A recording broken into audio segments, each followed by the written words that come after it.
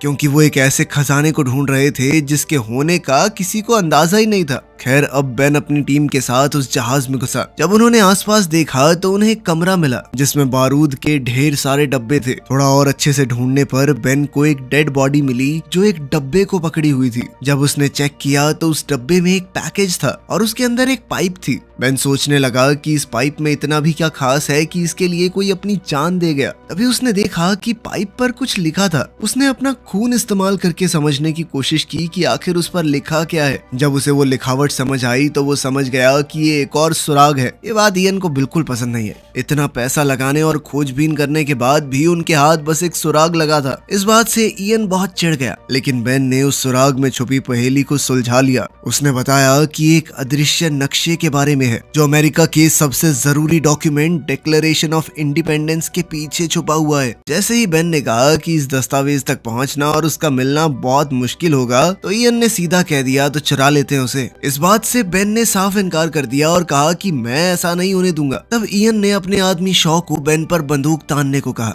लेकिन इयन कहीं ना कहीं ये बात भी अच्छे से जानता था कि अगर बेन नहीं होगा तो आगे की पहेलियां कौन सुलझाएगा। इसलिए इयन ने बेन के दोस्त रायली को जान से मारने की धमकी दी। इससे पहले की बात और बिगड़ जाए, बेन ने एक फ्लेयर स्टिक जला दी और कहा कि अगर सब शांत नहीं हुए तो वो इसे बारूद पर फेंक देगा। सबको लगा कि वो झूठ बोल रहा है, लेकिन बेन ने वो फ्लेयर फेंक दी। पर इससे पहले कि वो नीचे बारूद पर गिर पाती, इयन ने उसे पकड़ लिया। लेकिन इयन ये जानता ही नहीं था कि उसके हाथ पर भी थोड़ा बहुत बारूद लगा हुआ है। अचानक उसके हाथ में आग लग गई, जिसके बाद उसने फ्लेयर को छोड़ दिया और अब वो फ्लेयर स्टिक नीचे पड़े बारूद पर जा गिरी।